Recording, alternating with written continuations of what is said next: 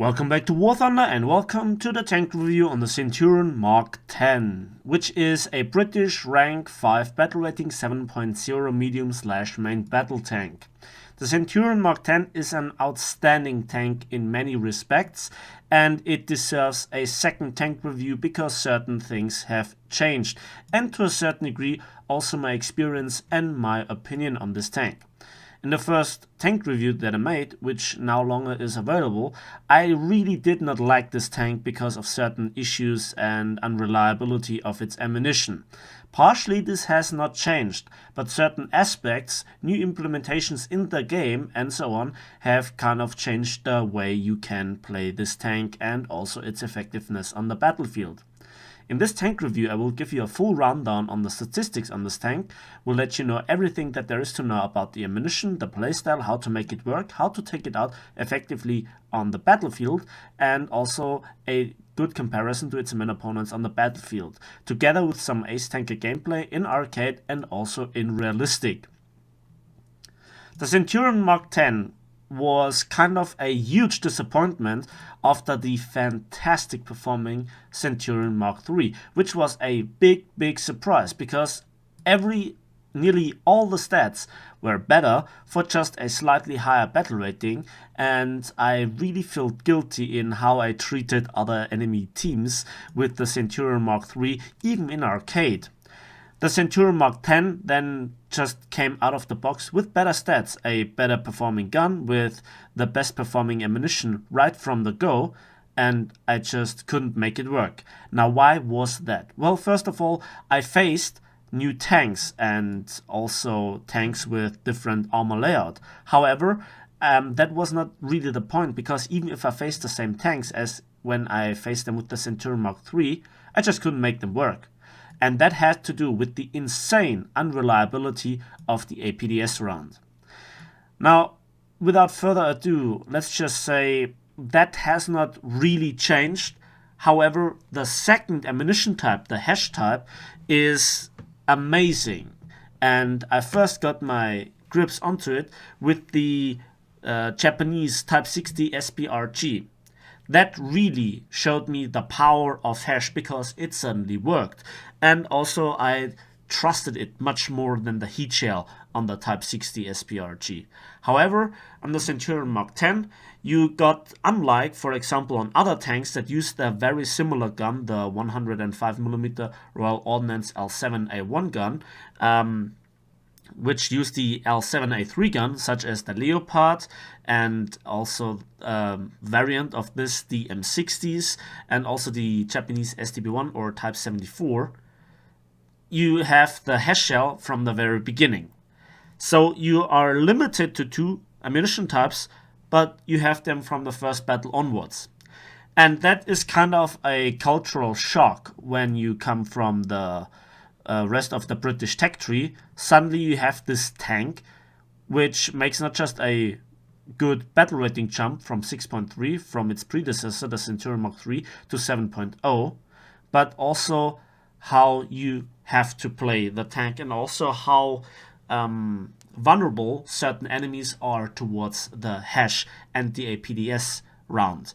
You have to play with a different kind of confidence and just have to know all the stats because they are so unique. So, without further ado, let's begin with the tank review. First, let's talk about the armor, and the appearance of the Centurion Mk is very similar to the Centurion Mk, but it is a bit different in certain respects. First of all, the lower plate is the big weak spot of this tank, with just 76.2mm slope backwards at 44 degrees. That does not really hold up to the majority of tanks that are shooting at you, and even American 90mm will be able to penetrate you more or less reliable there. And yeah, the effective thickness varies from around 100mm, depending on the exact angle that you look at, to 120, 130mm.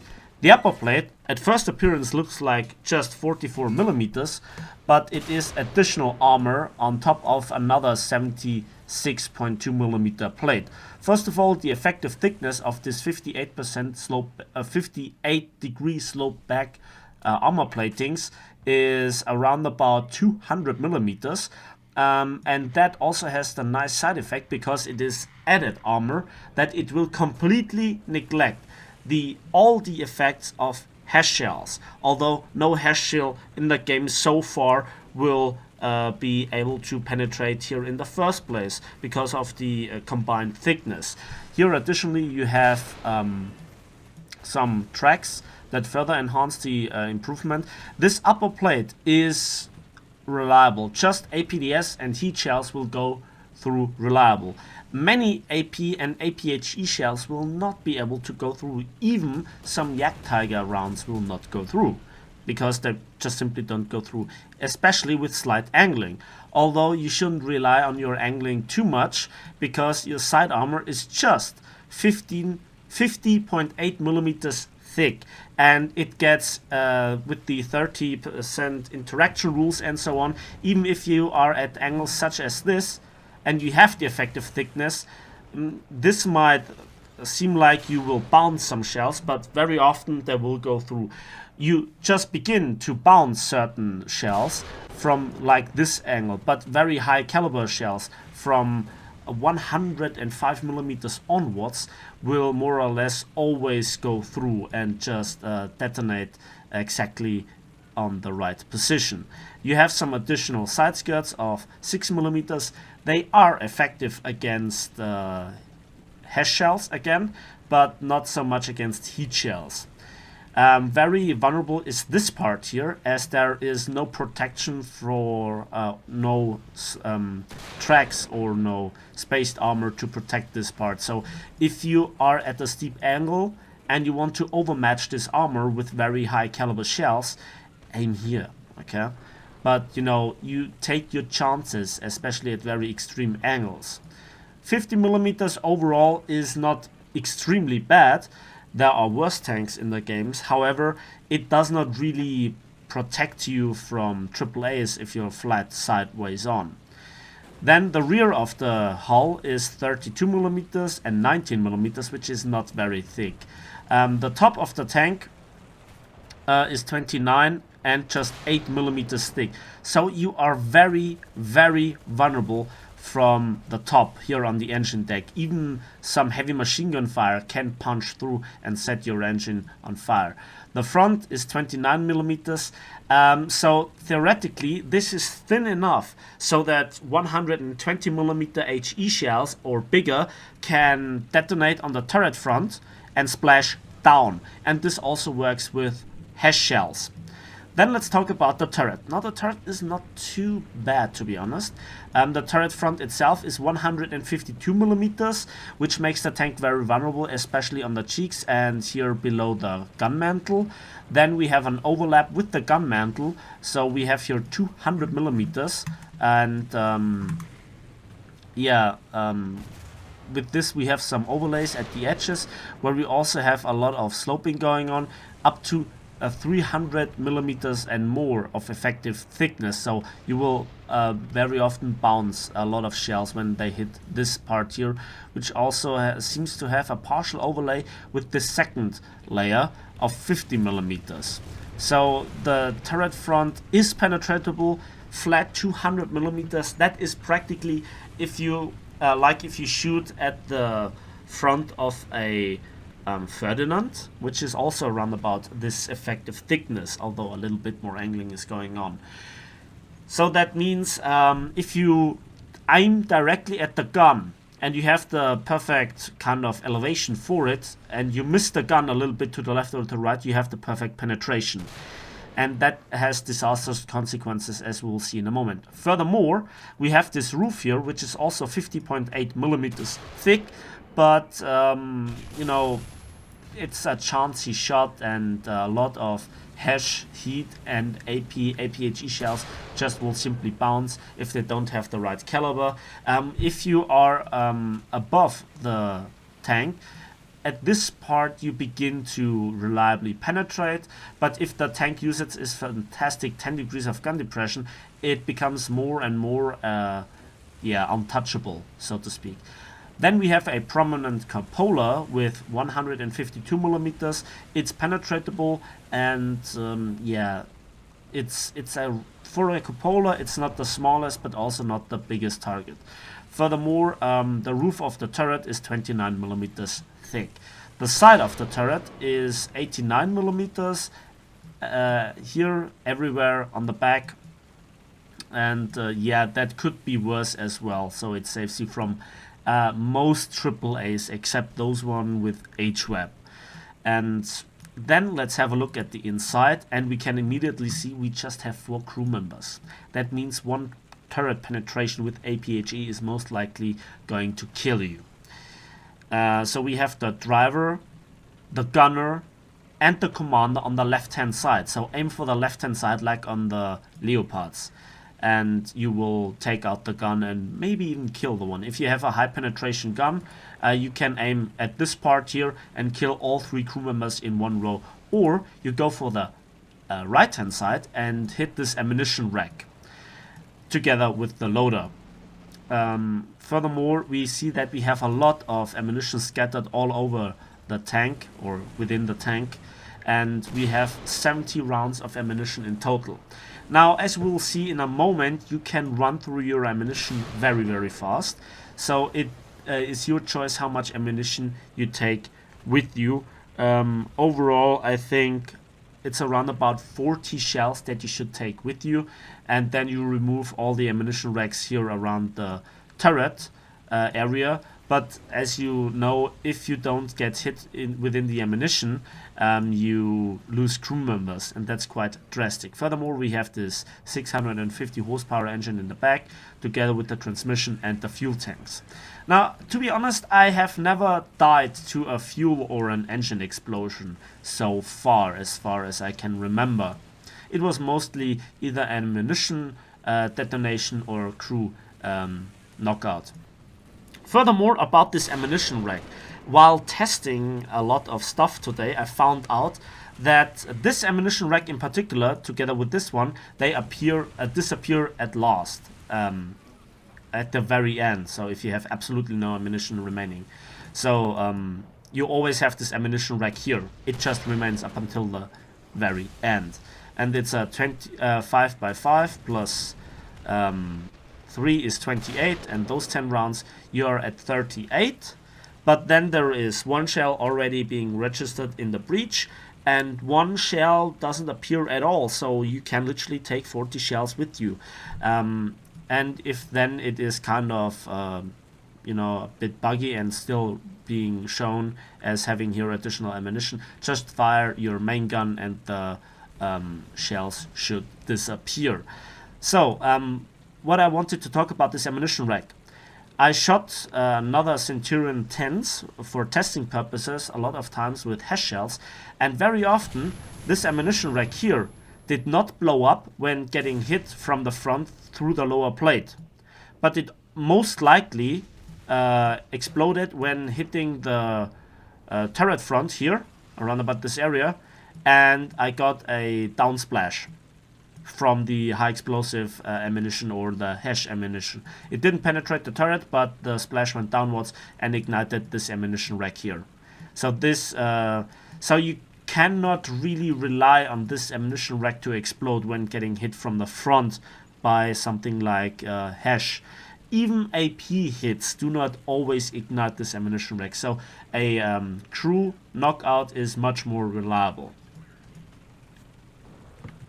The mobility aspect of the Centurion Mk, however, is a bit disappointing. We have a decent engine with 650 horsepower, but amongst the medium tanks it is one of the heaviest at this battle rating in particular, with 51.8 tons. So that is actually approaching heavy tank niveau, especially when we talk about the horsepower to ton ratio, which is one of the worst for its battle rating with just 12.5. So if we compare this, for example, to the Panther II, it completely outclasses the Centurion Mk in terms of horsepower to ton ratio and many more aspects in terms of the mobility. Even the T-44-100 completely dominates the Centurion Mk. And the Centurion Mk is also then has to kind of struggle with the limited top speed of 35 kilometers an hour. Granted, you have decent ground resistance stats, but again, you're completely outclassed by the German and the Soviet medium tanks of the same battle rating.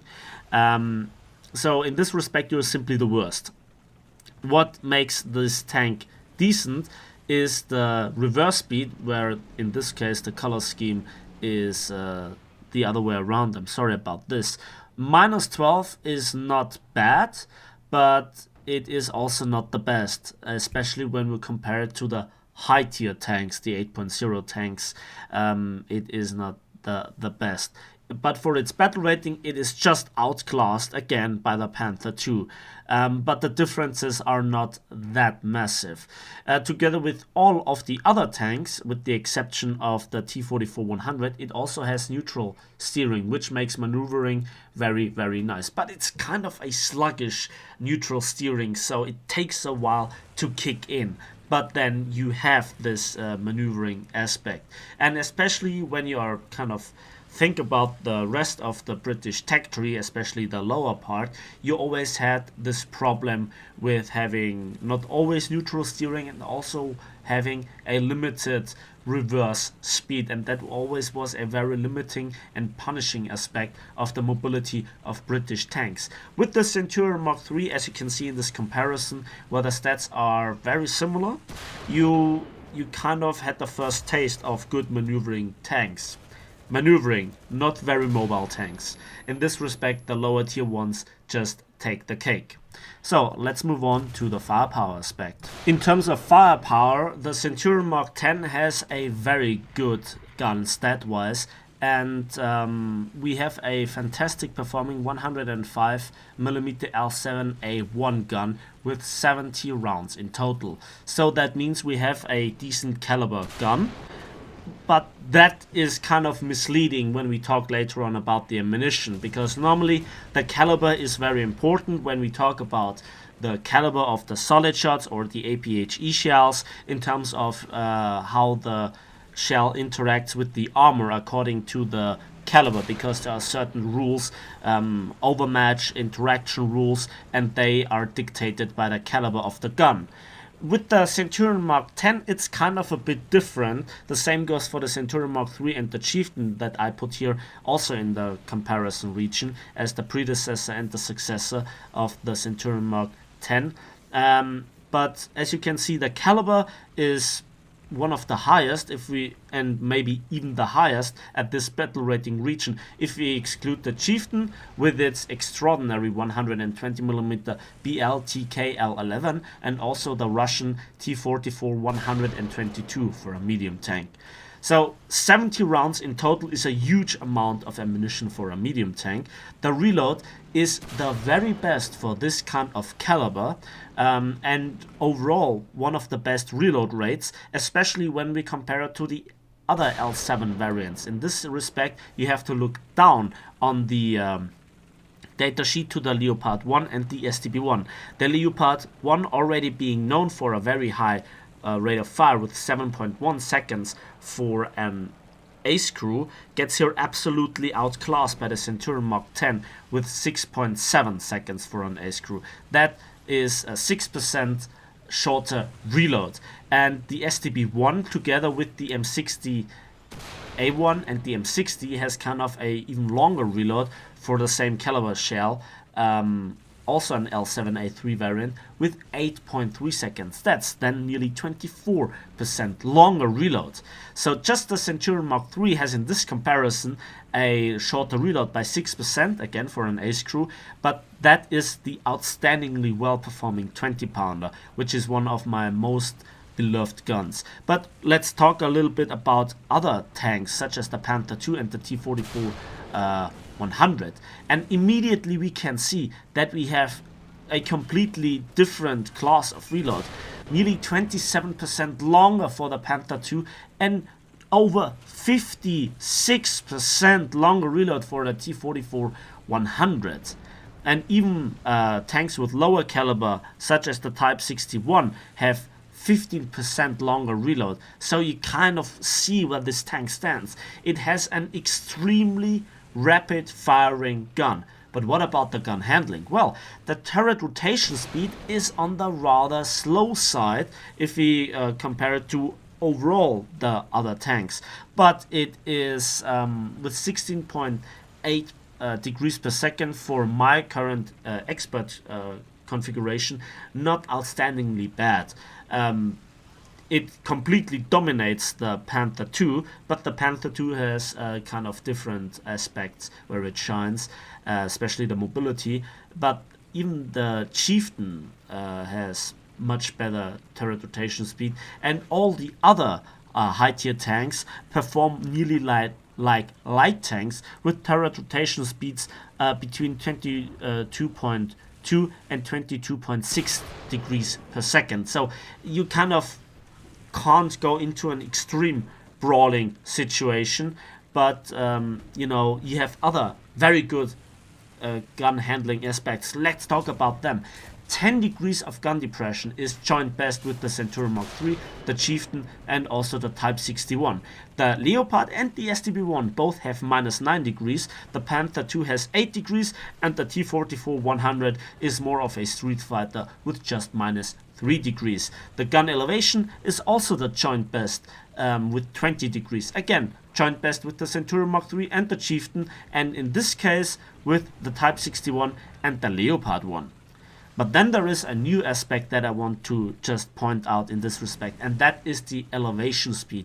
35 degrees per second is joint best with the Centurion Mk and Chieftain, and actually is the point of the very, very smooth and very nice gun handling aspect, and completely demolishes all other tanks in this comparison, which have just 4 degrees or 6 degrees per second, which is, for example, one of the very frustrating parts about the Leopard, which gets it killed very often in brawling situations. 35% degrees per second, I think it's kind of a testament to something that is called a stabilizer. I'm sorry about this, and this is obviously the way that Gaijin kind of tries to simulate this aspect of the gun handling. But you know, you just can even try to shoot down airplanes. It's not so successful, to be honest, although the ammunition can do it. Talking about the ammunition, here we go. The Centurion Mk is limited to 2 types of ammunition, APDS and Hesh, and the first ammunition type is the shot L28A1 APDS round. It is a 5.8 kilogram warhead with a muzzle velocity of 1478 meters per second, which is fantastic. Also, the bouncing chances are relatively low in terms of when interacting with sloped armor, which is a very nice aspect of APDS rounds. The penetration values are fantastic, and in this respect better than the 20 pounder by roughly 20 millimeters. And you have this as stock shell, 303 millimeters of penetration against flat armor at point blank range, and even 252 millimeters against flat armor at 2000 meters. Tell you that this shell retains its penetration very well even at distance. So there is one problem. This is practically the very same stock shell that you get on the Leopard 1, the Leopard A1A1, then also the STB1 and the M60. And I have a huge problem with this shell because it doesn't work for me.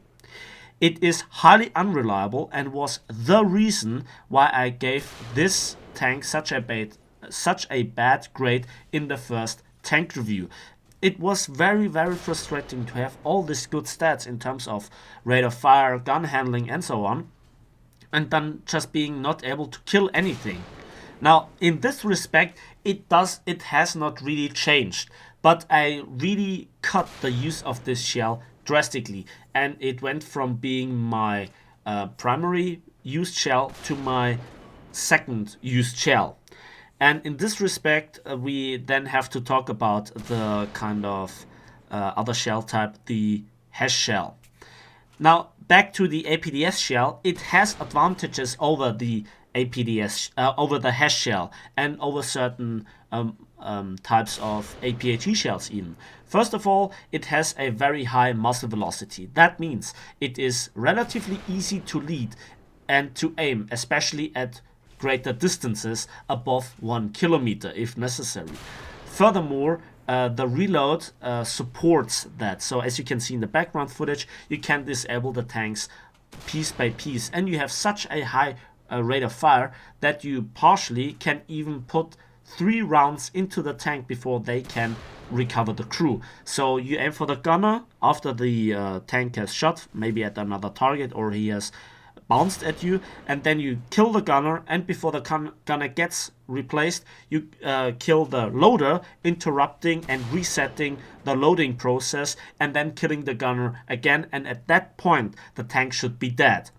But that has also a disadvantage. You rarely can blast apart a tank from the front by crew knockout with this shell type in particular, and ammunition racks, for example on Russian tanks, are not so reliable and very unforgiving if the ammunition does not blow up, because the return shot always kills you from an APHE shells, at least in my experience. So, and yeah, as you can see, when you look at the background footage, you get a feeling that this solid shot is not so satisfying. But you still always have to take with you like 10 rounds of it, because you can shoot through obstacles, through bushes and trees and so on, which you can't do with the Hesh round. So always be aware of this shell type and always take a few of them with you, but not as your primary round, but as a backup round. And now let's come to the Hesh shell. The shell L35 is a Hesh shell, and it is a 15 kilogram heavy warhead. It has a very low muzzle velocity of 730 meters per second. That's roughly half of what you get on the APDS shell. Furthermore, we have a TNT equivalent of 4.31 kilograms with a fuse delay of 0.4 meters, so 40 centimeters, and a fuse sensitivity of 0.1 millimeter. That means this shell explodes at contact with anything. It's even a miracle that this shell doesn't explode within the barrel. The fuse is that sensitive. And that means if you don't have a clear line of sight to the enemy, you should think twice about firing this shell. It will explode on fences, on house walls, and any kind of obstacle. It's very unreliable against spaced armor and add-on armor, where it practically loses all the effectiveness. And as you can see, you also have a relatively high chance of bouncing. This chance of bouncing begins at 32 degrees. That is on par with certain APHE shells. So if you have experience with other nations' ammunition types, such as solid shots and APHE shells, for example the Russians and the Germans, don't shoot at parts on the tank that you couldn't interact with APHE shells in your experience, okay? So because then the shell would bounce and do no damage. And because it is a HE shell, I think it doesn't get the armor interaction kind of value, so it doesn't overmatch anything. But the penetration is what is really nice. 150 millimeters makes this shell the best performing Hesh shell in the game when we take the reload into consideration. This shell is as strong in terms of penetration as the 120 millimeter of the rest of the British tech tree, for example on the Conqueror, the Chieftain and the Conway. And it is 5 millimeters more than on the L7A3 variants, for example on the Leopard, the M60s and the STB1 or the Type 74 in this respect. Now, why are those 5 millimeters important? Well, that is the difference of being able to penetrate the upper glacis of a King Tiger / Yak Tiger or not. And with this shell, you have the possibility of one-shotting nearly all tanks that you face from the front when just hitting the upper plate and not bouncing. The shell is that powerful, but you have to aim carefully, because if you hit, for example, add-on tracks, for example on the IS-3, the shell will do no damage. But if you kind of bring the shell to explode on the armor plate, the shrapnels will go wide within the tank, and even very big tanks you can kill or do tremendous amounts of damage with this shot. However, this shell seems to have kind of, I call it cold shrapnels. So it's not like shrapnels within a tank from an APHE explosion, APHE shell explosion, because they not always blow up ammunition. Okay, and yeah, you always have to think in a very different way where to shoot a tank to do the maximum of damage, because the cause of, or the beginning of the spawning process is exactly where you hit. It's not like with an APHE shell that has, like, for example, the German or the Russian shells, like 1.5 meters of fuse delay or 1.2 meters of fuse delay, where it goes deep within the tank and maximizes the damaging effect. So while it acts like an APHE shell, in many respects, it has no fuse delay that is worth mentioning. Okay, because it counts on armor spalling. This is a thing that I talked about in my ammunition guide. You can watch it up. Maybe I will give you a link in the video description below. And you know, Hesh shell needs practice. Especially in arcade, it has the downside that very often you see the tank, you see the outlining, and you can't shoot the tank because there is a fence in the wall, and the lack of heavy machine gun or secondary armament just makes it difficult to mow down fences effectively, for example. So in this respect, you have these two shell types that are widely different but gives you so many options. And this is exactly where the change, in my opinion, kind of came in. Overall, the Centurion Mk is not a weak tank, but if you have the wrong playstyle, it is one of the most outrageous, most frustrating tanks that you can think, because it has all the good stats, all the good ammunition. You don't need any real upgrades in terms of ammunition, unlike, for example, on the American tank line, which you kind of surpass in terms of armor protection, rate of fire, penetration, and upgrade way, because you don't need any upgrades in this respect. So they're looking at you with a lot of jealousy, because it takes a long time up until the point that they get to the heat shell, which then makes them competitive. So I think you saw enough background footage where I kind of demonstrated how to use the shell and how it affects it. In this respect, I thank all the dead German and Russian tanks who made this tank review possible. Jokes aside, I think this was a very important demonstration, and now let's move on to some commentated gameplay. Up until this point, it was a lot, and I mean a lot of information, and this tank plays indeed very differently to so many other tanks at 7.0 that often still rely on APHE shells.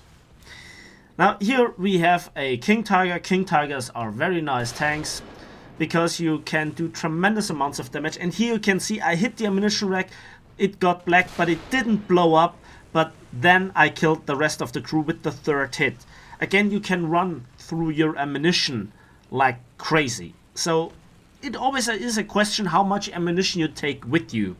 And in this respect, again, the Germans are the tanks that give you the most problems because of the way how big they are, and very often you can't one-shot them with the hasty shot, or when you don't hit the upper part of the upper plate, where then the Hesh shell spreads really well, or the spalling caused by the Hesh shell rather spalls nicely within the tank. And in this map here on Finland, or in this match rather, you can see how this tank can come around and how you can ambush your opponents. Against German tanks, you want to have the sight of the tank because very often they have thick armor. The turret front of the King Tiger H variant and the SLA and the 10.5 is not penetratable, and you take your chances when you kind of want to splash down, because then you just kill the driver, but the enemy still can shoot back if you hit them. Now here you can see I switched to APDS, which is a rarity, and with this shell I actually killed the Ferdinand. Those tanks can really cost you a lot of ammunition if you don't have a clear shot. And remember, the return shot, once penetrating, is very often very deadly. So in this respect, you kind of see where the frustration comes from when you do not really kind of have the good shot, the good first disabling shot with the APDS shell. I highly recommend to use Hesh. That's the thing that Hesh does. It works. And there were, when I began to play the Centurion Mk at first, the frustrating part was that you had no alternative to APDS because Hesh just simply didn't work. It was extremely unreliable. It was as unreliable as the APDS round is, and to a certain degree was. In fact, I think the APDS is nowadays a bit more reliable, but the Hesh shell just takes the cake with the new hull break mechanics. You just one-shot so many tanks that previously were not being able to reliably being one-shotted. I had incidents where I shot at those Russian potato AAA trucks and I couldn't one-shot them with the first shell, which was highly demoralizing. But in this respect, the game has changed for the better. And as you can see, it works. And I one-shot this Panther F from the side by hitting the side armor flat on and not hitting the side skirts or the tracks, which can kind of absorb all the damage output from a Hesh shell. So while Hesh is the killer shell, if you hit the wrong part of the tank, it does absolutely nothing except maybe tracking the enemy. And then just tracking one side, the enemy still can turn around in time and maybe do the crippling shot, and that is highly frustrating as well. I have one video where I had a monster round on, I think, the Sinai map, if I'm not mistaken. No, it was Second Battle of El Alamein, where I held the bridge like an absolute boss. I will give you the link in the video description to this video, so if you want to look it up for yourself, you can have it right there and see what this tank can do in an extreme case scenario. One further aspect is, if you get penetrated by a shell that just kills 2 of your crew members, you're down to 2 crew members, which gives you the long reload. On the other hand, you still have a decent reload when you compare it to the other tanks. This is how fast the normal reload is. You really have to work around this aspect of the tank, and yeah, situational awareness is always something which is really nice to have. This Kugelblitz could have killed me, but instead he gave me my 5th kill. So now that is already the cleaning up process of realistic battles. We have all 3 capture zones, and I kind of translated from the right hand side to the left hand side. The enemy team didn't really give us too much resistance, to be honest. This is kind of the curse of German teams these days. They have not too much support, and you kind of see the effect. They get crushed really, really hard, especially when you play in conjunction with the 7.0, 7.3 Russian tanks. One thing that I have to mention about the Hesh shell is, especially Russian tanks just simply fear your Hesh shell. As good as they are at trolling German high caliber APHE shells, and even from the Yak Tiger, and not even mentioning the 10.5 centimeter gun, which then gets really, really unreliable in this respect of penetrating the enemy tanks in the first place. You are so outstandingly well suited for dealing with Russian tanks, because there is no Russian tank that has 150 millimeters of armor. And in fact, the tanks that you really have to fear are such tanks as the Mouse, or for example the T95. Because suddenly you have problems. You can't really deal with them when they play right with the APDS, but they are also very, very hard to crack with the Hesh shell. And then I see at the latest possible moment the enemy Ferdinand on top of the ridge, and I actually drive the way so that the shell goes into the engine because it's ready to get blown up. And he hits me into there again, but I already was in the distinction process, so I extinguished 2 fires with 1 fire extinguisher.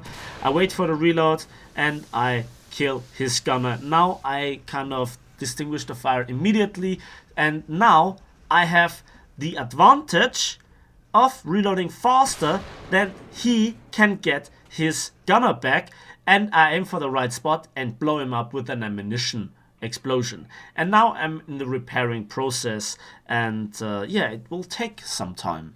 Now I'm actually in a very bad situation right now because I'm kind of immobilized within the enemy spawn point, and oh boy, a Yak Panther just spawned and I can do absolutely nothing.